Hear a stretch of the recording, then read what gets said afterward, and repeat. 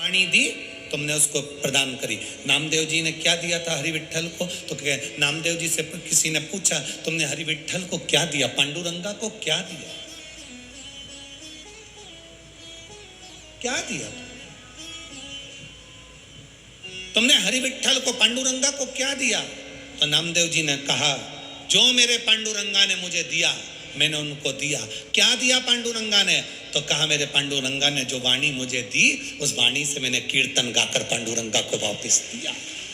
उस कीर्तन को सुनाकर, उस कीर्तन का, अगर भगवान ने आपको वाणी दी है, अच्छा शब्द दिया है, अच्छा स्वर दिया है, अच्छा व्यवहार दिया है, अच्छी वाणी आपको दी है, आप भगवान को कीर्तन गाकर सुना।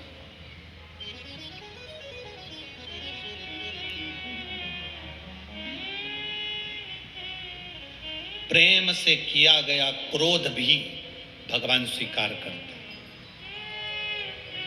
नहीं तो हमारे शास्त्रों के अनुसार तो क्रोध लकवे की बीमारी से भी बड़ी बीमारी है। क्रोध, लकवे की बीमारी शरीर का एक अंग खराब करती है, पर क्रोध हमारे पूरे शरीर को और हमारे पूरे घर को खराब कर देता है, पूरे घर को, पूरे शरीर को खराब कर देता वो क्रोध।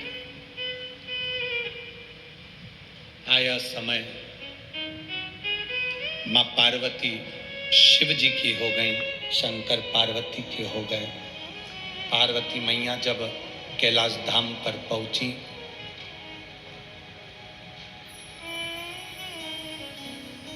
कैलाश धाम पर माता पार्वती जी जब पहुंची,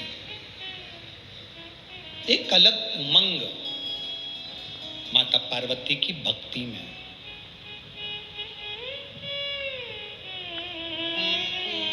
कोई कह रहा था कि हम लोग जब शंकर जी को जल चढ़ाने के लिए जाते हैं, आप लोग स्मरण करेंगे,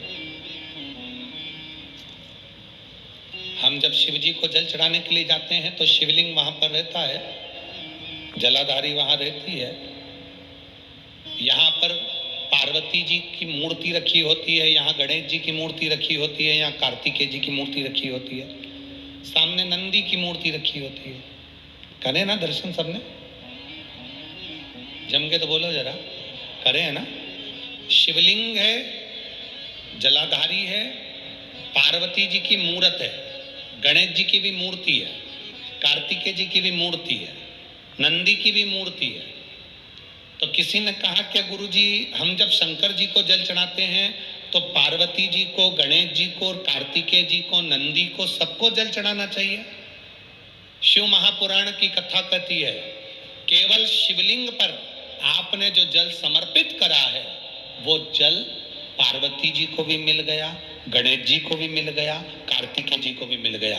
उसके सिवाय तुम्हें ये नहीं कि यहाँ भी जल चढ़ाओ, वहां भी जल चढ़ाओ, ना, केवल शंकर जी पे तुमने जल चढ़ा दिया, शिव पिंडी पर जल चढ़ा दिया, वो जल तुम्हें, शंकर भगवान का चढ़ा हुआ जल सबको प्राप्त हो गया। अब उसमें तुम्हें ये नहीं सोचना कि मैंने पार्वती जी को तो स्नान कराया ही नहीं, मैंने गणेश जी को तो स्नान कराया ही नहीं, मैंने कार्तिकेय को तो स्नान कराया ही नहीं, ना ना ना।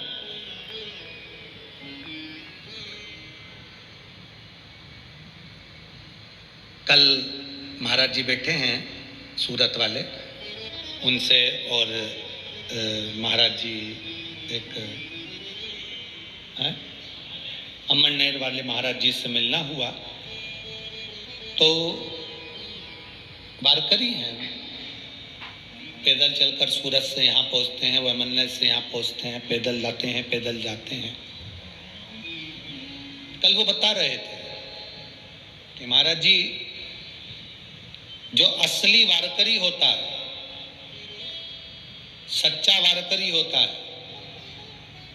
वो सोमवार का व्रत जरूर करता है।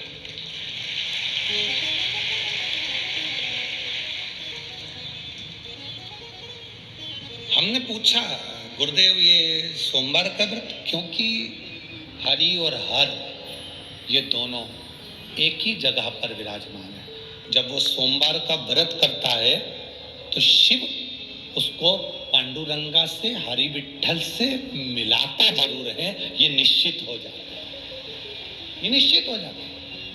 ये उनके शब्द, इनके संबोधन।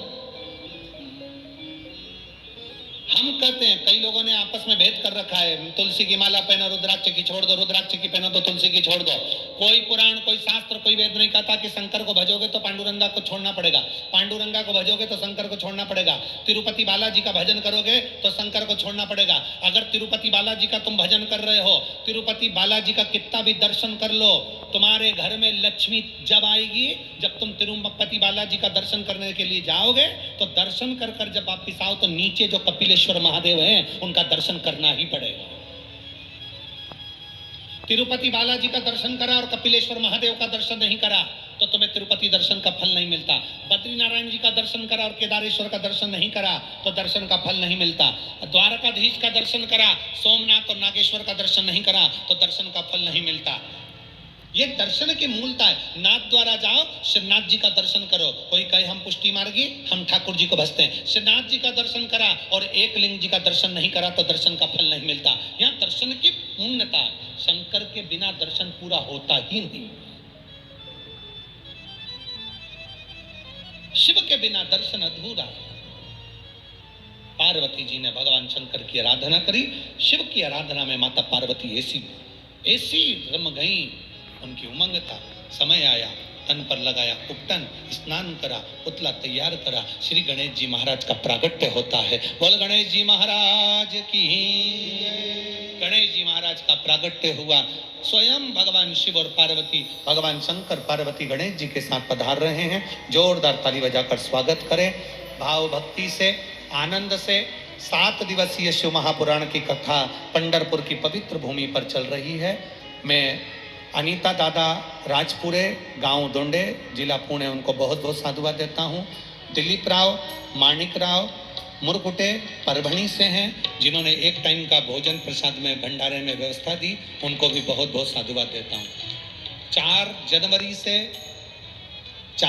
से 10 जनवरी तक पंजाब भटिंडा की पवित्र भूमि पर सुंदर शिव महापुराण की कथा होने जा रही है। बड़े आनंद के साथ में पंजाब की पवित्र भूमि पर भटिंडा में जो शिव महापुराण की